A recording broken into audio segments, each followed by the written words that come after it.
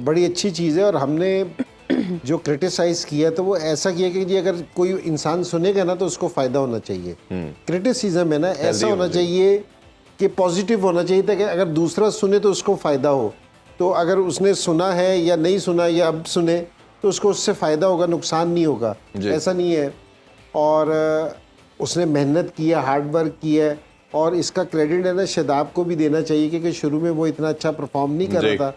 हमने ये आला मशवरा ज़रूर दिया था कि जी उसको रेस्ट देना चाहिए, लेकिन उसने उस पर ट्रस्ट किया और उसने अच्छी परफॉर्मेंस देनी शुरू की और बड़ा अच्छा है। और ऑलराउंडर को देखो, एक चीज़ है ना वो बड़ी ज़रूरी है ऑलराउंडर के लिए कि आप दोनों में से किसी एक चीज़ में जिस टाइम परफॉर्मेंस देते हैं ना तो दूसरी चीज़ के लिए आपको कॉन्फिडेंस मिल जाता है। बिल्कुल ऐसा ही है कि बहुत सारे होते हैं कि जी विकेट कीपर भी अगर जो बैट्समैन होते हैं वो भी ऑलराउंडर है, क्योंकि जी वो विकेट कीपिंग में जिस टाइम कैच पकड़ता है ना तो उसको बैटिंग में कॉन्फिडेंस आ जाता है। तो जिस टाइम वो बैटिंग में रन करता है और कीपिंग ना अच्छी रही तो कीपिंग में उसको कॉन्फिडेंस आ जाता है।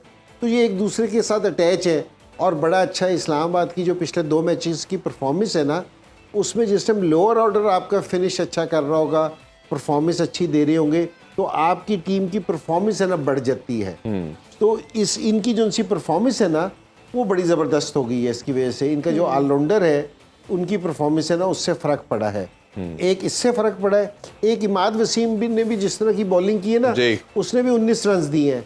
अब आप देखना कि उसकी बैटिंग में भी उसको कॉन्फिडेंस आएगा अगर वो बैटिंग करेगा ना। और ये इस्लामाबाद की टीम है ना, ये राइट टाइम पे ना अपनी पीक पकड़ना शुरू हुई है कि अब ऐसे ऐसे जो इनके प्लेयर्स है ना जिनको हम शुरू में कह रहे थे कि इनको रेस्ट देना चाहिए, ये फॉर्म में नहीं है, जिस तरह इमाद वसीम की भी बात कर रहे थे, अब ये राइट टाइम पे ना अब ये ना अपना पिक पकड़ लिए टीम। और ऐसी टीम मुश्किल, ऐसी टीम है ना, राइट टाइम है ना क्योंकि जी फाइनल आ रहे हैं, क्योंकि जी अब आप 4 में आ गए हैं। अगर ये अगला मैच जीत जाते हैं तो ये दूसरे नंबर पे भी है ना हो सकते हैं। बिल्कुल।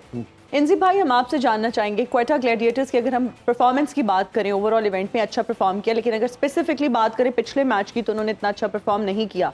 आप क्या समझते हैं आज के मैच में उनकी क्या स्ट्रैटेजी होनी चाहिए और फिर टॉस जीतने वाली टीम को क्या करना चाहिए? देखिए क्वेटा के ऊपर है ना आज बहुत प्रेशर होगा जी। अगर वो आज का मैच नहीं जीतते तो वो पहले और 2 की दौड़ में शामिल थे। तो अगर आज का मैच हारते तो वो चौथे नंबर पे चले जाते हैं। जी ऐसे ही। तो और पिछला मैच जिस तरह ये 118 पे आउट हुए हैं, इनकी बैटिंग पे बहुत प्रेशर है कि इनके जो टॉप ऑर्डर है 2 लड़के सिर्फ वही परफॉर्म कर रहे हैं कि हमने पिछली दफ़ा इनके नाफे की भी जिस तरह बैटिंग का कहा था कि इसने 130 रन कर रखे हैं, जो ये सरफराज है इसने सिर्फ 21 से 22 रन कर रखे हैं अभी तक मैचेस में। और ये रोसो है इसने भी 120-22 रन कर रखे हैं, इसने भी कोई बहुत ज्यादा रन नहीं कर रखे इनकी जो सी मिडिल ऑर्डर है। और पिछले मैच में ये आउट भी 118 पे हो गए, तो इनके ऊपर इस टाइम बहुत प्रेशर है और इनको ये खतरा लग रहा होगा कि अभी तक देखिए कराची बाहर नहीं हुई, अभी जो 2 नंबर पे, 3 पे और 4 पे जो 3 टीमें हैं उनके 9 पॉइंट ही हैं। ऐसे ही है, ठीक है ना। अगर कोयटा यहाँ आज मैच हारती है तो इसको जरा मुश्किल हो सकती है, और अगर कराची जीतती है तो वो भी दौड़ में शामिल हो जाएगी। बाहर तो नहीं है लेकिन पीछे जरूर है, लेकिन उनके लिए जीतना, एक मैच जीत के वो भी दौड़ में शामिल हो जाएगी। तो ये आज है ना कोयटा पे बहुत प्रेशर होगा, स्पेशली इनकी बैटिंग पे। इनकी बॉलिंग अच्छी बॉल कर रहे हैं, इनकी बॉलिंग का बैलेंस बहुत अच्छा है, लेकिन बैटिंग में अगर जेसन राय और साउथ शकील की अगर पार्टनरशिप ना लगे तो नीचे से ना बहुत प्रेशर आ जाता है।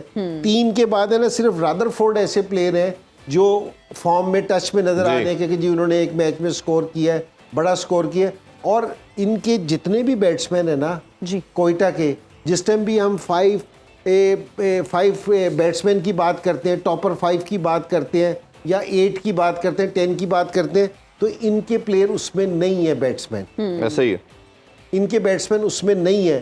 तो ये यहाँ से स्ट्रगल कर रहे हैं। आज कोयटा के लिए अगर कोयटा आज फिर लो स्कोरिंग पे अगर हार जाता है तो इनके ऊपर बहुत प्रेशर आ सकता है। कोयटा के लिए ना बड़ा इंपॉर्टेंट मैच